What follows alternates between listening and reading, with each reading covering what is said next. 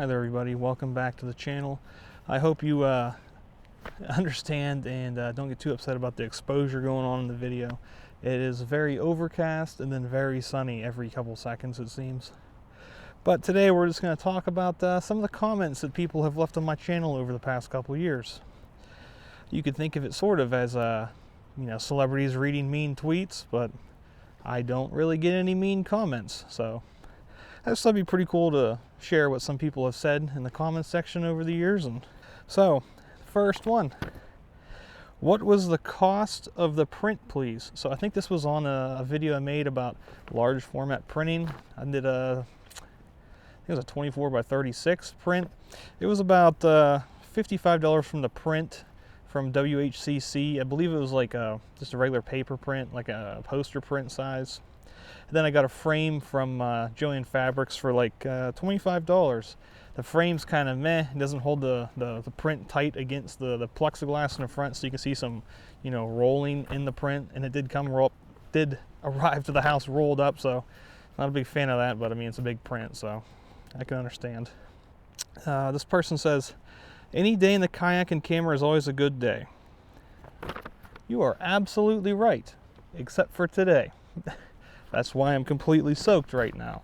I tried going out, doing a video for the Z9 firmware update, and it was way too windy. And then someone commented, this was on the Pittsburgh National Aviary video, "Very good video and picture, super sharp, respect. How are your autofocus settings in the video? Manual, which picture control do you use? Again, excellent video. Sorry for the bad English. Have a nice day. Greetings from Germany." That is like the coolest thing, that people from all these other countries are watching my videos. Like if you go and look at my analytics on my channel, it's like so many people are like from India, Pakistan, Australia, Germany, places in the EU, Ukraine. It's just mind-blowing that someone on the other side of a planet might be watching this right now. That's just the coolest thing. So back to the question though, all my pictures and video is shot in manual control for ISO, aperture, and shutter. And then obviously I use autofocus. Different types of autofocus, depends on the situation. So I did a video on local birding from a county park. Someone said, "Thank you very much. I actually ended up recognizing all of them with the exception of the female red-winged blackbird." That's kind of funny because I had the same thing. I didn't realize that's what it was when I first seen it. The female red-winged blackbird is just very bland and it doesn't have a red wing and it ain't a blackbird. So understandable you wouldn't realize what that was. So, next one. "Great pictures and videos. I spoke to you this morning while I was headed the other way in my car. It's nice to know what the birds were. The hillside was covered in their footprints when I was heading back home." So this was a couple years ago in the wintertime. I was coming back from McConnell's Mills. I looked off to my left while driving the truck, and there was a whole bunch of sandhill cranes in this field of snow. It's the coolest thing ever. I loved it. And as I was taking pictures, I had my snowsuit on. And I'm like laying in the snowbank, and some lady came by and started chit-chatting about it. I thought that was pretty cool.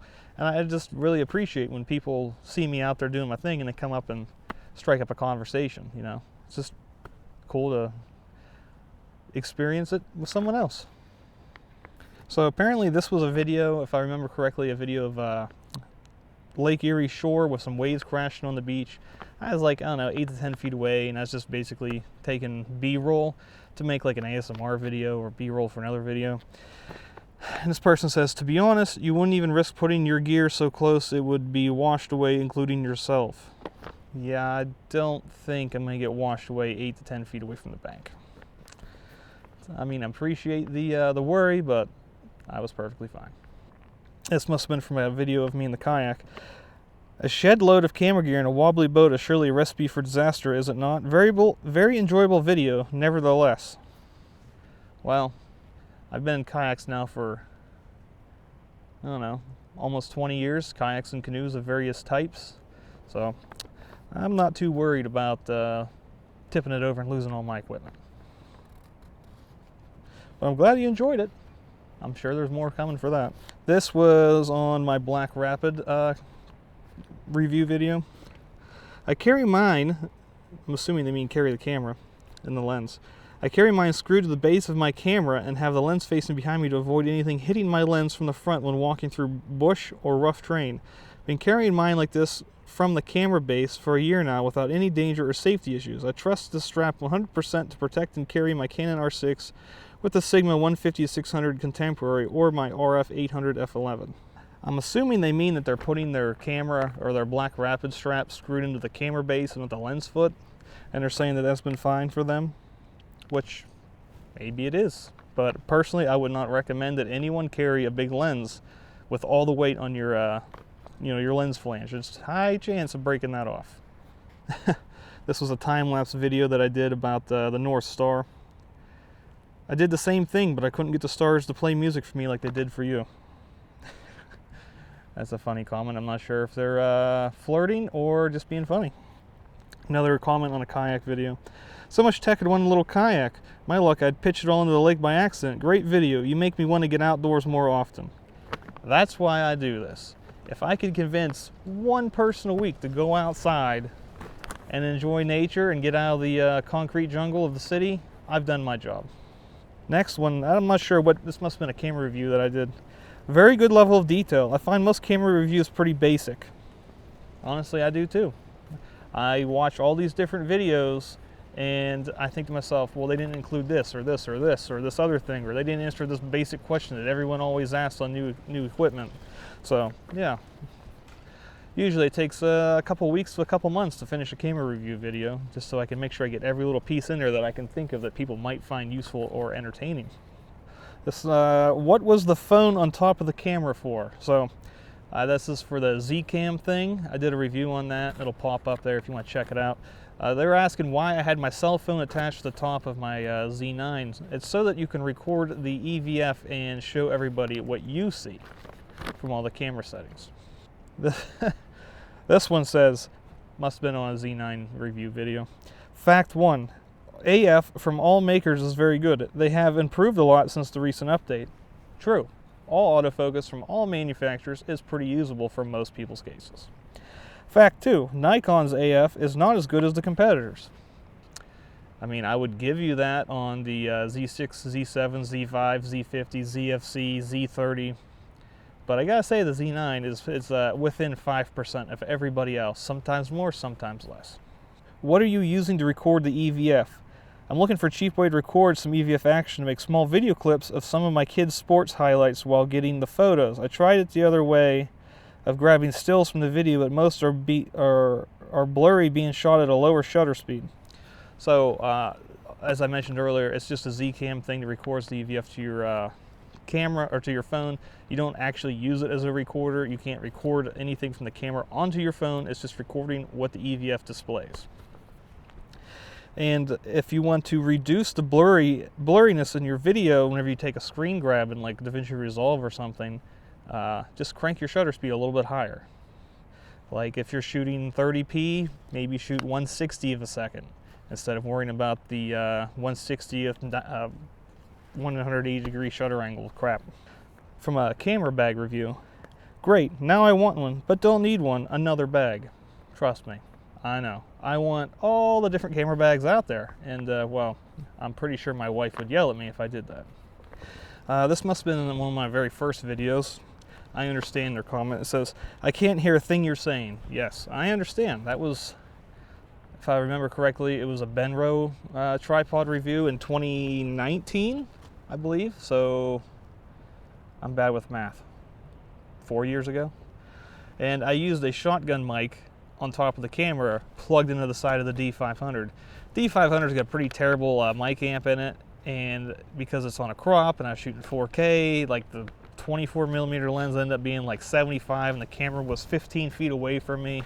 So, and I also didn't have an external mic that I use now. I didn't have any of that kind of equipment back then. But if you cannot hear me or someone else in a video, check to make sure that there's subtitles that you can read if necessary. I try to put those in every video I got. This must have been on my Sigma 150-600 Contemporary review. You missed one fact, that the Sigma lens at 600mm only opens up to f6.3. Nikon Z bodies are not Canon level and won't focus that good at smaller apertures. Just so you know, whoever this might have been, or if someone else might think this way, mirrorless cameras do not lose autofocus at different apertures. It's just your exposure that matters. Years ago on the DSLRs, like if you're shooting at f2.8, you'd get 151 autofocus points. f5.6 would be like 52 autofocus points. f8 or longer, or darker, you'd have maybe 12 autofocus points. That doesn't exist on mirrorless anymore. That's not a problem. I don't really know who this was, or what the purpose of the comment was, or what video it was, but it says, "Effin' America, man, and we blanking on each other now. Bring your blanking together and ignore the narrative." Pretty sure I have never published a video that had anything to do with politics. Great video, mate. I love wildlife and even feel more alive than when I feel even more alive than when I'm sat in the woods. Keep doing what you're doing. That's some crazy rain. I feel you on the 1,000 subs. See, this hits me right here in the heart. I love that. I appreciate that this person enjoyed my video, and I also appreciate that, it makes them feel better when they're out there. This must have been from one of my kayak videos whenever I was over at Raccoon next to the airport. It says, "I love this. It is spot on. Aircraft flying over, people shouting at their dogs in the background, batteries fail halfway through on your one good take, forgetting your memory cards at home, and the list goes on. 3/4 of the time, I feel like a complete idiot." Yes, 100%. Last night I was packing for today's shoot, and I'm like looking around going, man, I know I'm forgetting something.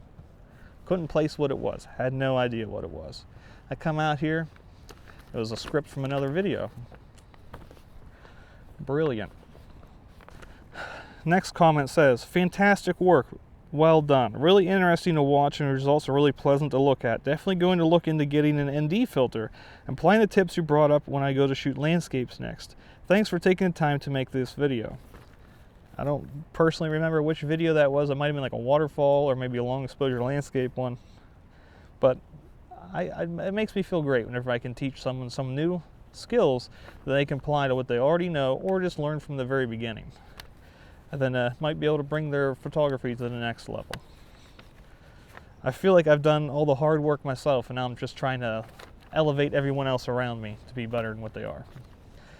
It says, "I was loving your channel until I saw a penguin shirt. Ugh, I'll try to ignore that. Smiley face. Just kidding. Great channel. Glad I landed on it." Sometimes I forget that I have like a penguin shirt on, for, the hockey team, NHL in Pittsburgh. And then it seems this person might have been from Philadelphia. So, boo Flyers. "Beautiful view and relaxing waves. If I may make a recommendation for ASMR nature videos, in-ear binaural microphones are great for recording binaural audios, like the Roland CS10EM. I used to make nature ASMR in the past, and those were great for capturing ambient sound." This has been on my bucket list for a very long time. I've been wanting to get these binaural microphones so that I can record really perfect stereo sound for ASMR videos for people to listen to. And this comment was like a year or two ago, and I still haven't gotten around to it, but trust me, I'm still trying, and one of these days I'm gonna grab a set.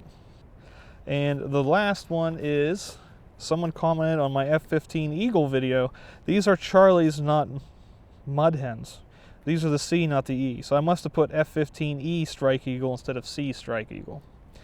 And I wasn't entirely sure what they meant by that until I took a few seconds to think about it. And honestly, I'm grateful that they pointed that out, and I did update my title for that video. And if you see me make any mistakes, don't be afraid to try and correct me on it. I don't have a giant ego. I can admit when I'm wrong on the small things like that. But yeah, that's just a lot of the comments I've gotten over the years on my videos, and everyone out there that watches these. I really appreciate the time you guys put in watching it. I'm glad I can give you some entertainment value and help you learn some photography and videography along the way, while also trying to get you out of the house and enjoy nature. If you enjoyed this video, please like and subscribe, comment down below. Maybe I'll read that in a future video. And if you have any hate mail, put it down there too. Maybe I'll make a mean tweet reading video one day if I get enough. Until next time, I'll see you out there. Happy hiking and shooting. Bye.